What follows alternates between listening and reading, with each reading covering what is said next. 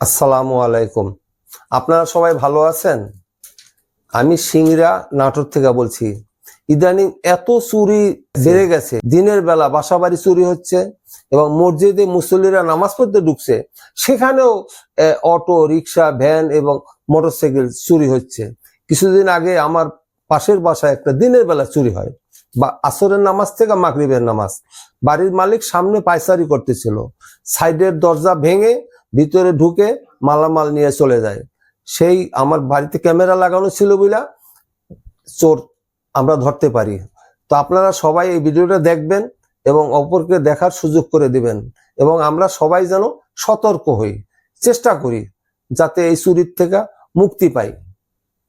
আচ্ছা, আপনারা সবাই বুঝতে পারছেন তো আমি কি বলতে চাচ্ছি? এই ক্যামেরাটা আপনার ভিডিওটা দেখবেন, ভিডিওটা দেখলে আপনারা বুঝতে পারবেন যে আমি কি বুঝাইতে চাচ্ছি।